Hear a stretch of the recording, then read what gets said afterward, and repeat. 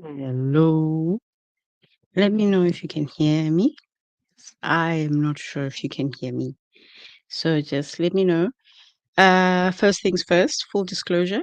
I am recovering from a food allergy. So if I sound a bit weird and look a lot weirder,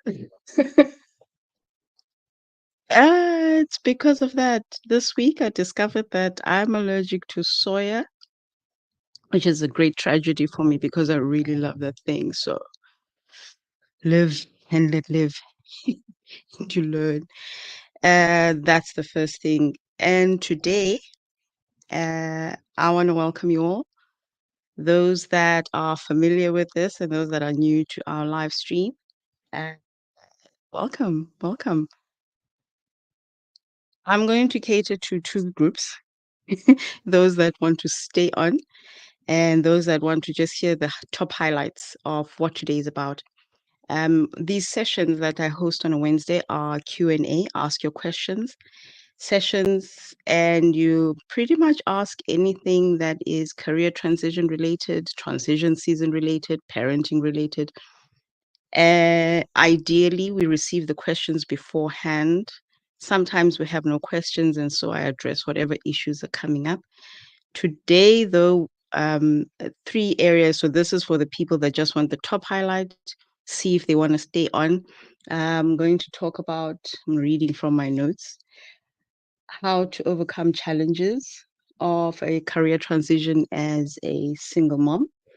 The next one would be a parenting tip. That was an off a side question from someone who asked me how I got my son interested in learning. That was intriguing. And then the last one is just a brief one that we're going to touch on why we talk so much about being centered in God in the heart first before we've built on anything else. And so we haven't really spoken about um, leadership lessons, actual leadership lessons. We've started really on the heart. Why do we do that? And so those are the three questions or three areas that we're going to address. If you want, stick around. It'll be fun to have you. But if not, the recording is up here for you to get to come back to and refer to. Everyone else, let's jump in. Oh, these are heavy topics today, because transitioning one's career is such a mammoth thing to do, especially when you have matured in your career and you've established yourself in your career, and then that call comes for you to go. And or you've been carrying this dream and you've really tried to get it off the ground, but there are several things that you've battled with, and now you've come up to, oh, this is the time for it to happen. It's now or later, not never. It's now or later. And so the question came and comes often, actually,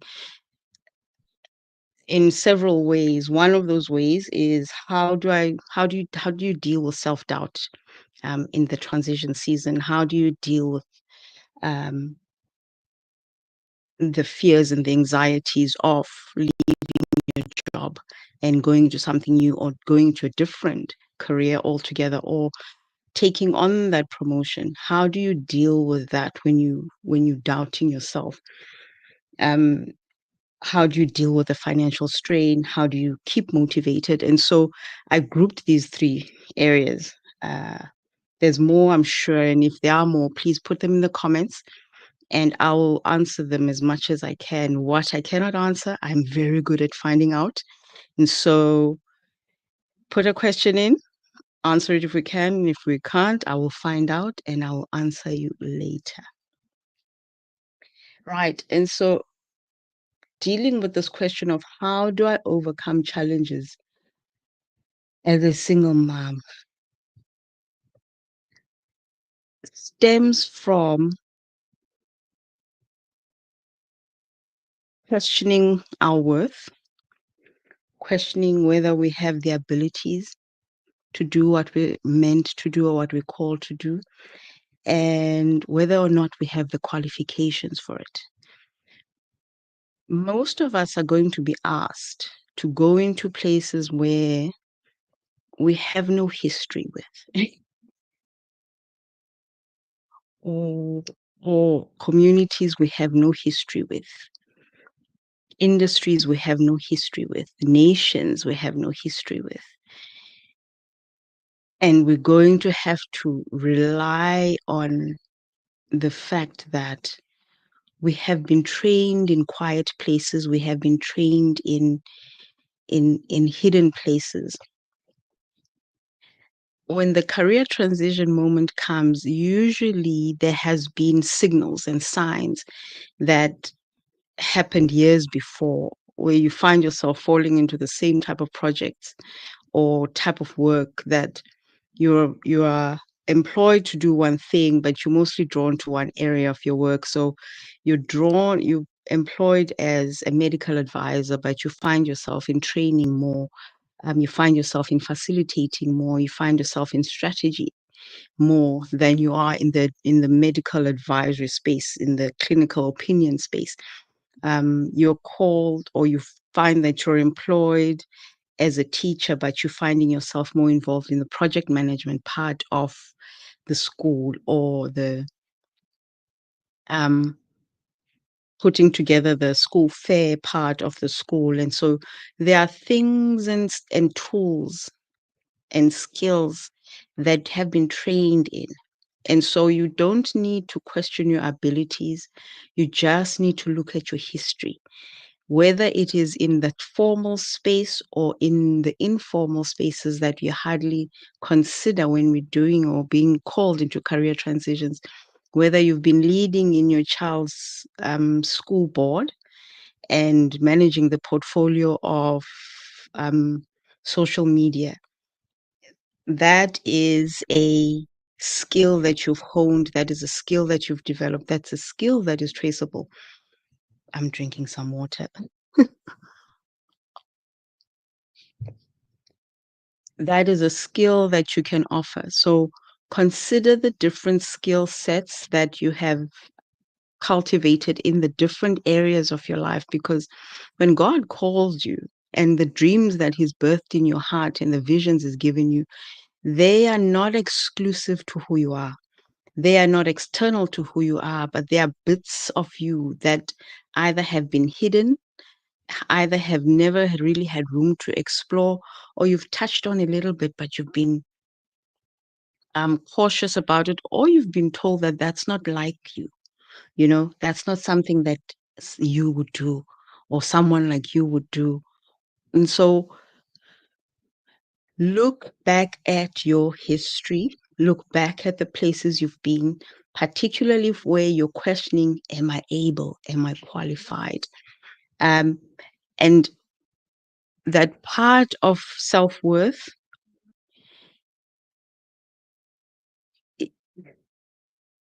I I understand where it comes from, because we've been in an environment, or we are in environments where we've always been measured on something. We've been graded as children at school. We've been graded in college and varsity.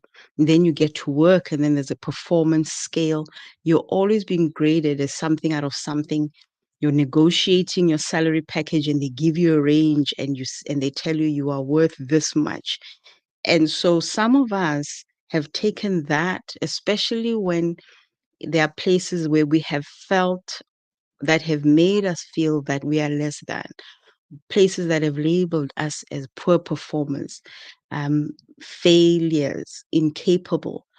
Um, we take that on board as a representation of our worth. Now, I want to tell you, there is no measure for your worth. There is no measure for your worth. There is no price for your worth, because you are made in the image of God. You are created in the image of God. You are a priceless individual.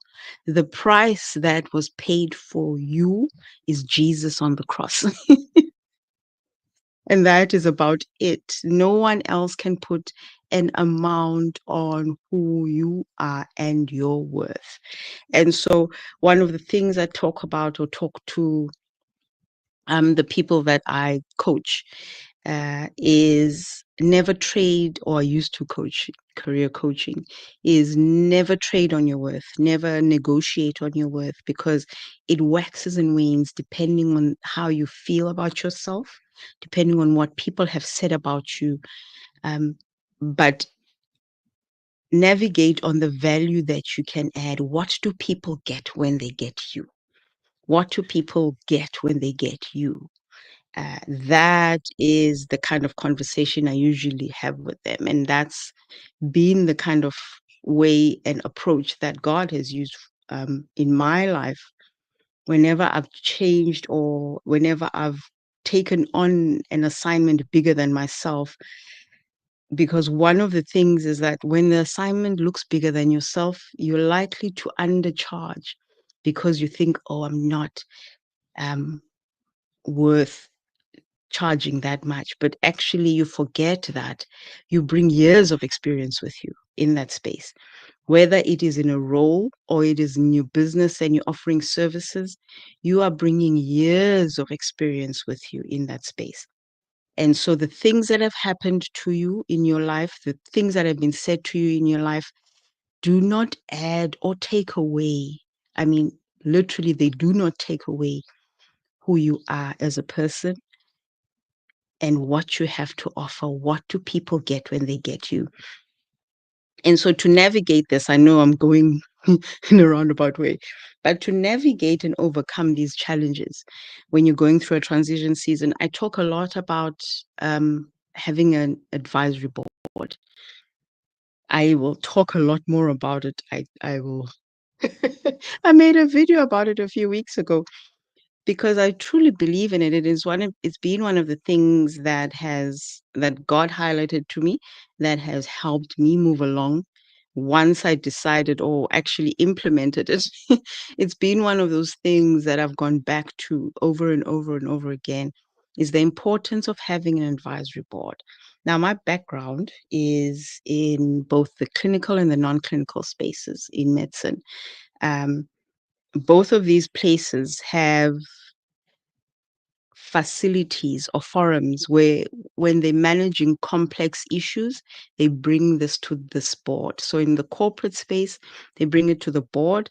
In the clinical space, they have multidisciplinary teams. So you are not only deciding on these things on your own, but you actually have perspective of people who have different strengths, different expertise, different perspectives to your issue. So the issue stays outside of you without your emotions attached to it, so that someone else can evaluate it objectively and look at it for exactly what it is. And that's the importance of having that multidisciplinary board for navigating the season, because sometimes you are not even clear on how far you've been in the season, how far you've come in your career, and you forget. You forget things about yourself. You forget things that you have done before. You even forget where you are going sometimes. And that multidisciplinary team, or that advisory board, becomes your sounding board, the place you go to when you are facing the challenge, the place you go to when you are facing um, when you're feeling demotivated. So those are the tools. I mean, if really I were to give you one tool that would help you, is to get the people on that advisory board, find the community, build it for you, find the video, go back to it and refer and figure out what I've said in there. I talk about it a lot because it is very, very helpful. Um, and there isn't really a replacement for that kind of help, because you find people that have years of expertise in particular areas, especially when you're coming across that financial um, strain that tends to come, or the threat of a financial strain that tends to come, and you feel like you're being asked to reduce who you are. You feel like you're being asked to um, cut down on your lifestyle, especially those places, you're going to need your advisory board, that person with the financial savvy on your advisory board, and the expertise of everyone else who has navigated a transition is to give you the tips of how to. Now, for me, one of those things was to look at what are the things I can do without. What are the things I can do without? Are these actually necessary? Two questions to always ask. What do I need to stop, or what do I need to start? Do I need to stop um, takeouts and start cooking at home? Do I need to reduce entertainment and or find alternative free resources for building my business? Creative ways on how to go about doing this thing. But the financial side of it is a big side of it. It is one of the things, particularly as single moms, because we don't want our children to ever feel that financial strain. We're always protecting them. And I was reading something very interesting about pruning. Yeah, you always talking about pruning season. You will find every Christian will always tell you about the pruning season, but more so in that um, career transition space or that transition season space, you will find the pruning of God. And I was reading about pruning of mature trees. And amongst the things, one of them talks about the fact that pruning can be both corrective and preventive, and it's good for maintaining structural integrity of the tree and encouraging correct growth.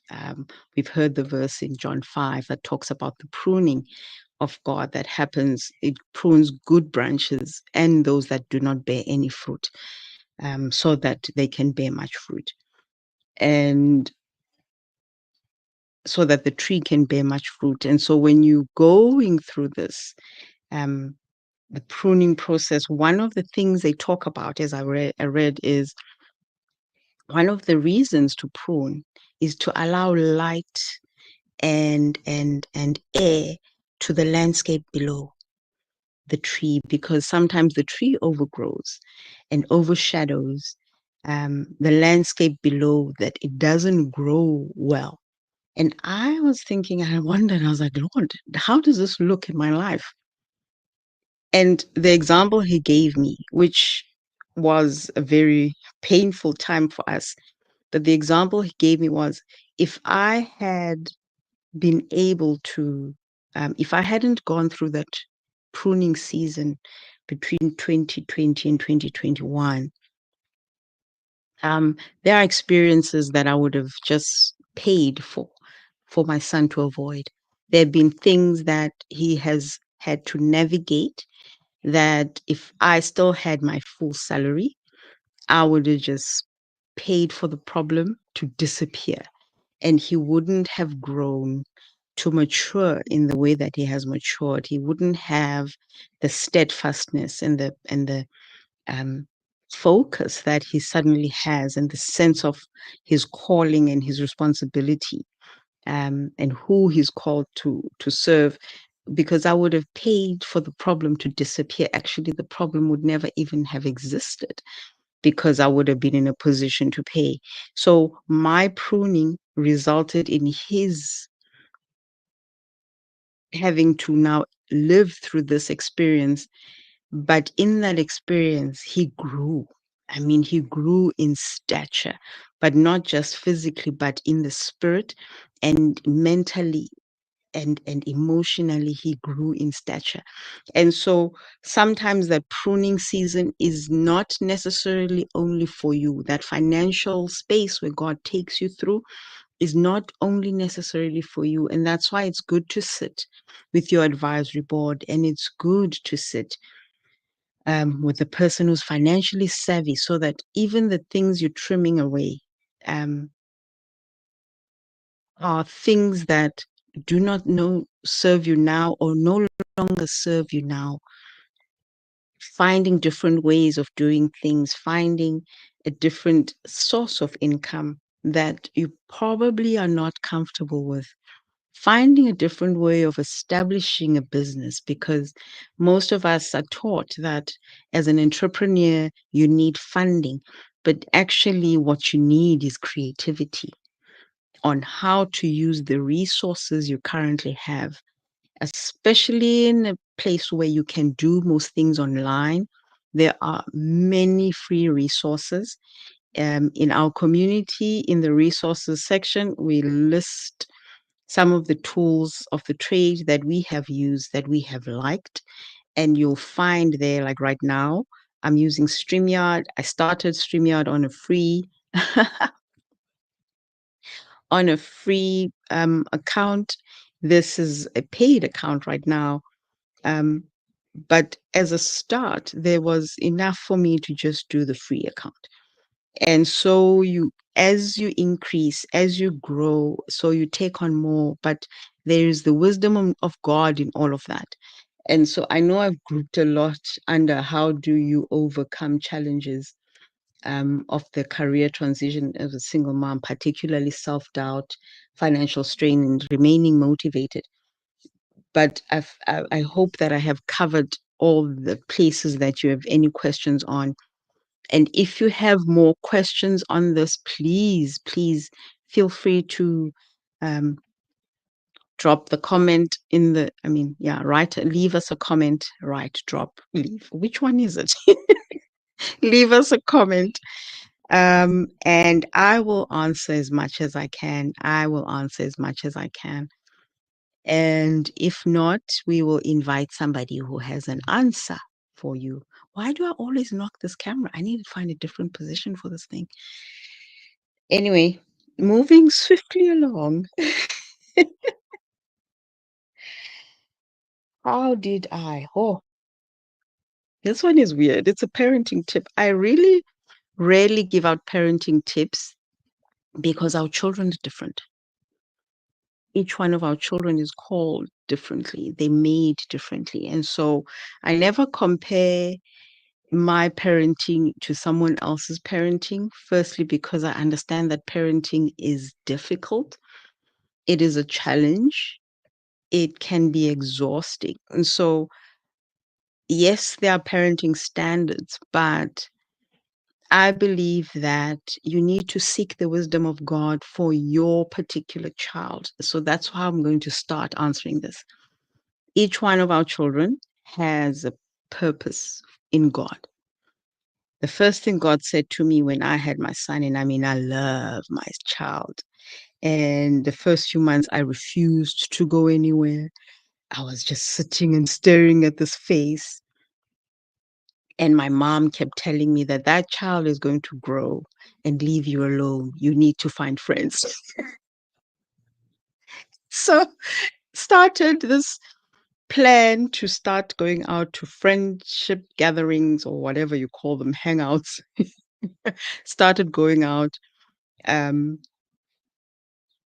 but the one thing that God kept telling me and reminded me is that your son is not yours. You are to steward his life, but he is not yours to hang on to cling to. You are really but a steward of this life that you guide through, and then you give up to the rest of the world once they are a mature adult. Um, you hand him over to the world, and for God to work with him through his purpose. So early on in his life, I understood that um, I had to nurture who he is, not to my preference, but to the person that God kept giving me guidance on how to respond to questions.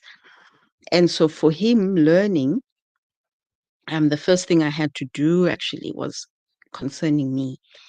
And that was every time he came at me with a question, I had to do the research with him, which I really was not interested in, but that's besides the point. But how I got him interested in learning. One, I made it very clear very early on that education was his responsibility, his joy, not mine.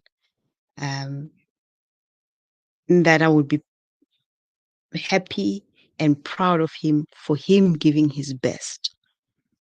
And that was literally it. Do your best.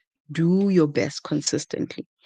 And that when he's put in that effort, I'm happy with him. That's about as much as a guideline I gave to him. His education is his responsibility. I am just there to facilitate the process. And so one of the things was when he has projects, I will go all out and get all the material he needs. He puts it all together. If he needs research, made everything available for him to do research, print it out for him, whatever slides he needed, he got access to resources. His responsibility. Books that were forgotten because he didn't pack the night before, repercussions at school had nothing to do with me.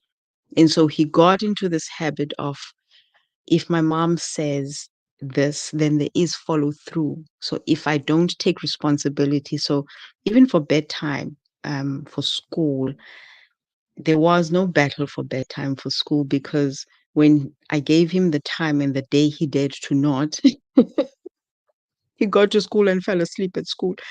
And then he faced the repercussions for that. He came back to me. The following day, he went to bed on time. I didn't have to fight him on that one. But the biggest thing for us was really making sure that he understood that it was his to do. And then I made homework optional. Honestly, made homework optional. I gave him the out that if he felt that he was tired, if he felt that he couldn't, um, he just had to let me know, and I would be happy to let the teachers know that honestly he was tired, and I gave him the okay on that, and I would take on that. Um, he has never used that out. He has never used that out. But I did make homework optional because my child was exhausted. He was exhausted at the end of these days, and there was so much work for him to get through and to do homework and try and fit in sport and matches, and then there's homework. So I honestly made homework an optional thing in our home. I was that relaxed about it. I don't know if this is advice you want to take on. I don't think it's best practice for anyone, but it worked for us. The fact that he knew that he was allowed to take a break when he felt exhausted. Naps were important. So after school naps were important and enforced until he was in middle school. Then I couldn't force them anymore. But naps were an important part of his day for getting homework done. Most of his homework, though, did happen in aftercare. I need to put this part in as well. We had a very, very, and so that also helped in getting the homework done because he was getting it done with friends. So that helped. There's really nothing magical about how I got him interested in learning apart from those two. The third one I remember is that I allowed him, once he got older, I allowed him to take the day off to go and do the things he was interested in because my son's always been interested in leadership stuff. He started serving at 12. That was a non-negotiable for our family, that he will serve when he's 12. He just needs to choose where. So I started him off on serving. A friend of mine helped him find a team to serve on, which he loved. And by the time he was 14, he was in leadership positions, 14 or 15. He started being in leadership positions. Um, on that team, overseeing people that were older than him. And so, or giving direction because he was doing something in production, but he was giving direction to people older than him. And he realized that he needed to learn about leadership. So he attended leadership summits. He started asking if he could go to a leadership summit. I allowed him to go because for me, it was more important for him to develop those skills and those things that he felt were aligned with who he is and who God has called him to be. So when he said, and it would be midweek, I would take him, I would allow him that day and excuse him from school and take him to a leadership summit. So I guess I would say it had been the variety in his learning, making sure that it isn't just purely, the recommended schoolwork, but he was being challenged elsewhere in the things that he liked, in applying the things that he liked in spaces outside of school and in school that got him interested in learning more and growing more. Um, that's it. There really hasn't been any magic, quick solution. Study your child. That's all I would say. Study their interests, study who they are, study them because really the peace in your home depends on how well you can read them because sometimes they don't talk. But if you notice their tendencies and you start to understand that when they linger at your door at night, they actually have something to say and you make room for that, or that putting the radio off in the car when you're dropping them at school years later, they start to open up and talk to you just quietly because there's nothing else to do in the car, and then they start talking. Learn what works for your child before trying to enforce a learning style that someone has worked for someone else. Um, yeah, that's it. Let them explore the things that they love outside of the formal education space, and you will see how well they take on the more boring stuff in their day.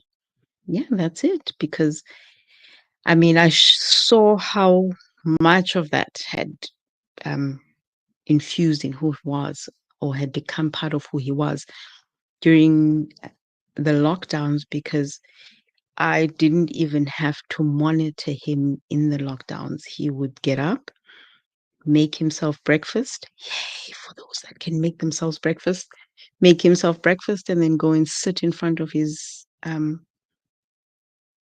laptop and get to school, handed in his projects, did his work diligently, but also he started to know how to manage his time because he was used to it by then, on how to catch up on a missed school day. What are the things and the days and the subjects that he could miss? Because by then he was experienced in, oh, if I miss science, or if I miss this, or if I miss that, catching up is harder than if I just miss the leadership summit and actually come to this. Yeah, so I would say study your child and then exchange the boundaries as they grow.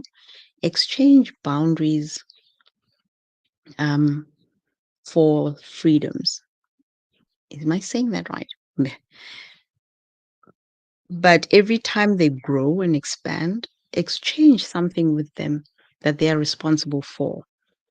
So as they grow and they ask for more responsibilities or more freedom in the house and going out and stuff like that, exchange that for something that they then become responsible for to its fullest, from how it gets done to the consequences when it doesn't get done, and then the follow through. I think that's what's worked for us. And he's loved it, he's enjoyed it, and so learning became his um the he enjoyed it. I don't know if it had to do with the things I did, but he enjoyed it nonetheless. I don't know if I'm answering your question right. But so much is about asking God about your child,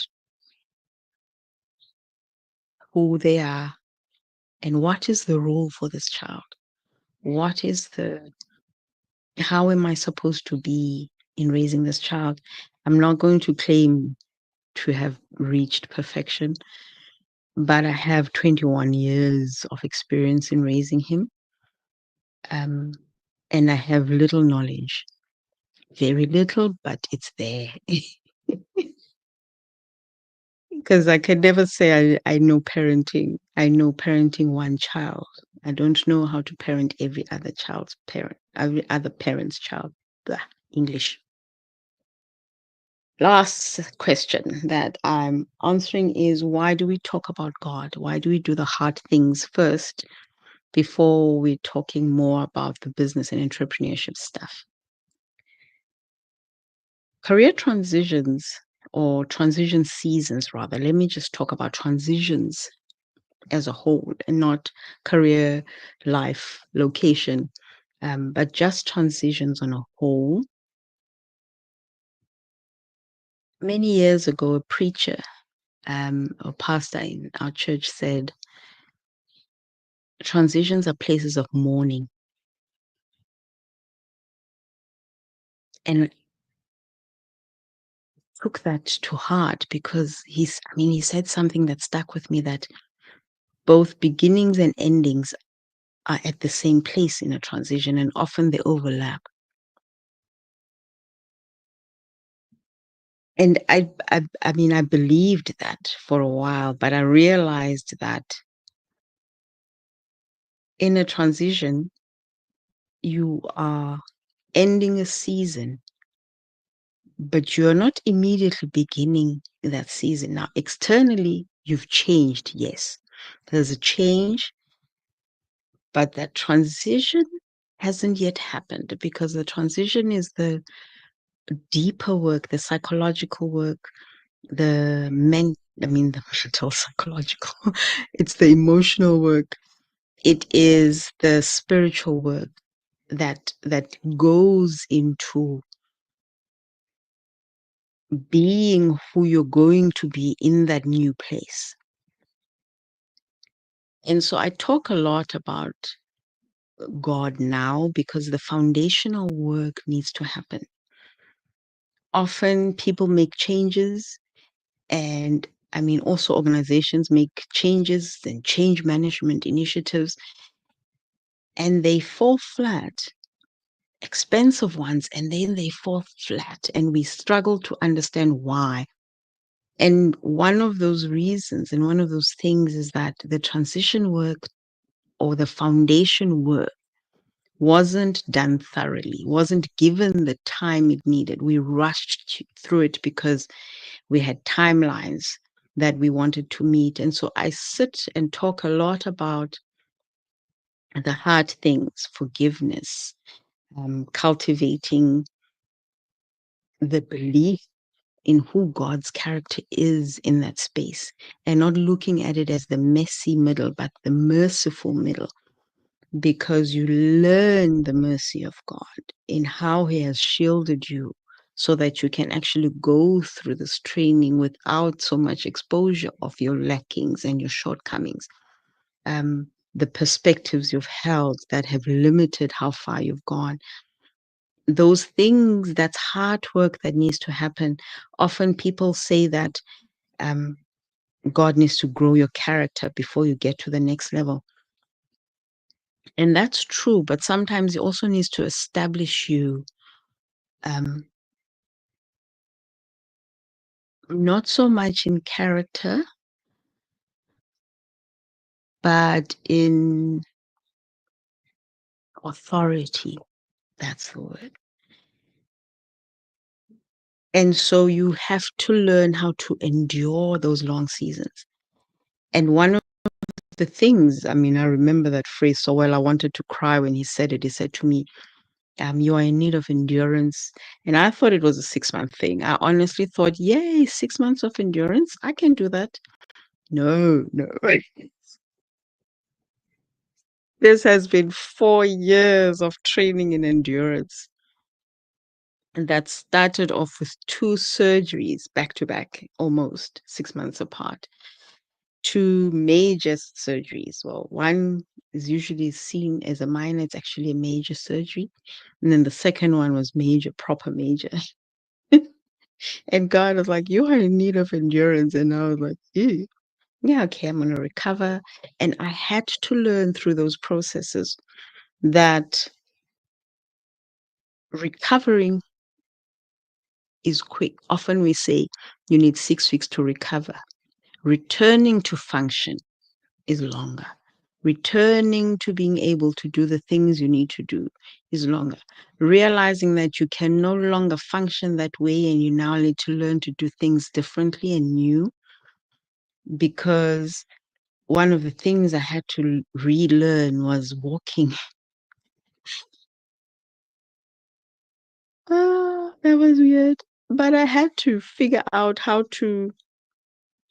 I had to learn to gain strength in my legs again, hold up balance and return to function. And returning to function is not just that 6 week process. It's actually a realigning of your thoughts and who you thought you would be or who you were and who you are now and how to change that adjustment and be that new person. And that's a lot of hard work that God does in you. That's a lot of hard work that God does in you. And so I sit and talk a lot about um, the things that happen in the heart, the pruning season. God called it the excavation of my heart and realignment into His truth. Talk a lot about that because that is important. Those are things that if you don't lay the foundations right, if you don't lay the foundations right, and not foundations for the long term, but foundations for the season that you are entering into, for the territory He's calling you into, if you don't establish authority over particular things that you are likely to encounter idols, altars, if you don't establish authority already over some of those things in that wilderness space, those are things that will trip you up because your business is spiritual. Your business is spiritual. When God has called you, you are in a mission field. It's no longer work. It's not a marketplace. You are a missionary. It doesn't matter where you work, whether you're in a church, whether you're in a foreign country, whether you are in the pharmaceutical space, you are on missionary work. Um, and we like this term, oh, ministry in the marketplace. You are in a missionary field. You are facing the similar kind of opposition that missionary workers face. Yours is just looking a lot different because you don't always see it. Because as the Bible says, our battles are not carnal. Our battles are not carnal. We are not fighting people. Most of the time, you're fighting, you're battling the spirit, or a spirit. And so it's spiritual warfare, your business, the places you're being called to, particularly, I'm talking to you now, single moms, the things that have pushed you back, the recognizing the fact that that anxiety, the fears, the things that are holding you back, that's a battlefield. That's why I sit and I talk a lot more about doing the hard work first, getting those foundations solid first before we jump into um, the technical side of things, what to do with funding, how do you get funding, who do you go to for funding. Those are information that's available freely on the internet, mostly. We mostly gather some of it and we put it in the community, or we get somebody to come and talk to us about it. But the hard work, the thing that you need the community for, a community for, that's the thing we talk about. The struggles, the battles, the challenges. And so I talk a lot about God because that is how you make it through. Jesus helps you a lot. Holy Spirit guidance, you need it. Um, because some of the things you're going to walk into, you need godly wisdom for, and knowing what to avoid in the season. And so, yeah, things that look like they are aligned to you, but are actually designed to abort your season. So that's why I talk a lot about the transitions. I mean, my tummy. Am I hungry? Oh my, okay. And that is why I talk a lot about this is alive and you can see. I mean, this is about as honest as I am. It's about as transparent as I am.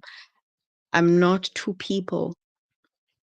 Maybe when I'm doing a training, I'm a bit more formal, but I am not two people in different places. This is I am. What you see is what you get. And the more I get to know you, the more of me you get to see. There's a little bit of silliness that will show up. I love to make people laugh. I can do that at my expense and I'm okay with it. But yeah, that is primarily what we will do. We'll talk about the season. We talk about the challenges that come with the season. In community, we talk about and have these discussions. That's why um, the advisory board comes up. And so I hope I have answered some of the questions that have been posed to me. I know I grouped the three that were coming in different ways. I grouped them and made them one big group. If I did not satisfy that answer, if I did not answer you to your satisfaction, leave us a comment and we will be happy to expand on it. Also, let us know how we're doing because as someone who's new on this platform, especially in YouTube land, that's what Emma Stark says. YouTube land. As someone who's new to YouTube, um, let us know how we're doing. Let us know what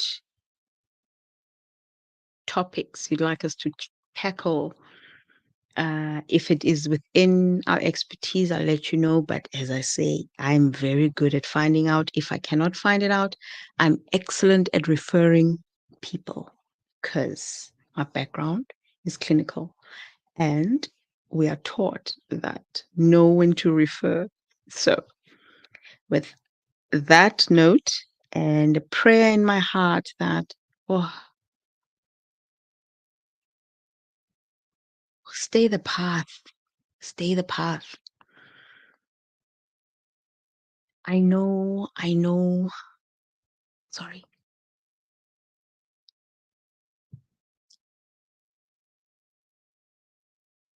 I know that the season can be tough. I know that the season of transition can be tough. I know some of you have lost friendships or are afraid of losing friendships. I know some of you think that you cannot move past this point because so much has happened. You've put in so much of yourself in it. You don't know if you can carry on. All I'm saying is that if God called you to it,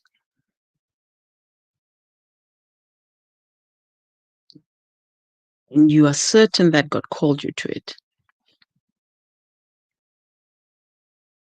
then stay the path. You are in need of endurance. You are in need of endurance. There are several verses that God gave me, man. There are several verses God spoke to me about with endurance.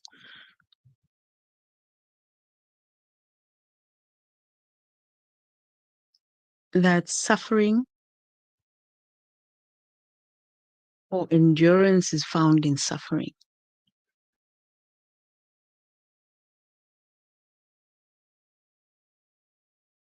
Mm. And that one was hard for me to accept. When he said to me, first, you're in need of endurance. And then he told me, but endurance is found in suffering. That was difficult for me to accept. But I trust the character of God, that what he has said that he will do, he will not change his mind. And so when he said to me, I've shown you the end from the beginning. And so when he said to me, I've shown you that how it's going to look at the end, I trusted what was happening in between, even though, I did not have doubts. I battled doubts, self doubt. I battled self doubt a lot. That's why I said you need people who are going to remind you that, hang on, wait. I have a friend called Pippa, and she reminded me that, oh, but you like facilitating. Remember, you used to do facilitating. And I was like, I forgot. I actually have a qualification in that. Because so much had happened in my life and I hadn't used it in years. I completely forgot that I was actually trained as a facilitator, as a master trainer. And I forgot that because it was a skill I was no longer using. But I loved it once I get to do it because I love to see people grow. And so I submitted myself under the hand of God so that He can, in that suffering, reveal the pain. Reveal the skill and the hidden things that I had forgotten. And so I want to encourage you to allow endurance to have its full effect so that at the end of this journey, you are not lacking in anything. So when you enter into the thing that God has called you to enter into, you can stand in it and be established in it. So allow endurance to have its full work. And sometimes for some people, that might only be 6 months. Others, it might just be a few years. But whatever God is saying about that space, about that time, honor it. Honor it. He will not abandon you in that space. He has never abandoned you in that space. I know that some people might have said, this is not working, give it up. Perhaps it's a moment of reevaluating. God, how do you want me to do this? Who are the people I am actually supposed to travel with in this world? Um, who has the skill? Who has the knowledge that I need, that I don't yet have for this place? What's hidden in my heart? What is hidden in my heart that is a stumbling block? Because, as again I said in the previous video, leadership is self-awareness. Or it starts with self-awareness. The inner work first before the outside work. And with parenting as well, um, heal your heart, ask God for wisdom in parenting. We can share tips, we can share things that have worked, but your child is your child. They're specific to you. How you parent them even through the challenges, because there are challenges in parenting, even through the challenges, when you ask God for wisdom and you are brave enough to do the thing, because He says, be bold and courageous, be of courage. I'm having a moment today. But when He calls you up into that space, go into it with Him. Sit and say, God, how do I parent this child? Oh, God, we are facing this challenge. What do I do now? He's asking these questions. I don't know how to answer him. He's having his own, or she's having her own struggles of faith. I say he a lot because I have a boy. So forgive me for that. Um, but she's having a wobbly space about her faith. Would you strengthen her in that? Someone criticized her leadership style. Lord, reaffirm that, um, so that she does not wilt back, but she actually fully takes up her mantle and stands in the word of God, because some of the girls are going to have to stand in hard places. Some of the boys are going to have to stand in difficult um, spaces in this world. We are here to steward those lives enough for them to fully stand in the places that God has called them into. So bring your child before God. Ask for wisdom. Even if He says to you, let them go on that sleepover. Yeah, I've had that. I've had that experience. Let them go, because you never know what God is doing with them, through them. Do what God is asking you to do. If He says, wait for me, don't yet submit that application, wait. That's also an action step, you know. So I hope I've answered all your questions. I hope you're walking away feeling encouraged. I honestly want to see you succeed and celebrate. It feels weird for some people. They've said to me they've never genuinely come across someone who wants them to do well. I really genuinely want you to do well, because how well you do in doing the things of God impacts how well your children do, impacts how well your community does. And we can take up our spaces and our roles in the things that we have been called to do. I truly believe that we can change our streets. Mm. We can see the impact and serve our generation well. And with that, with 2 minutes to spare and no more questions, I will say goodbye, and to look out for our Friday on YouTube, to look out for our Friday motivation. Quick word before we have to end. My cousin said I'm not clear on the offer, on the founding offer. So this is what the founding member offer is. It is free membership for everyone who joins in the month of October. You have 1 year free membership, which means that from October of 2024 to October of 2025, you do not pay. You start your first payment in November of 2025. That's what the founding member offer is. Anyone who joins after November, after end of October, you will have to pay a monthly fee. That's it. That is all I have for us this evening, with a few seconds to spare on the hour. Be blessed. Have a great week. See you on Friday. Friday's one is going to be recorded because I am going to a breakfast meeting. Enjoy.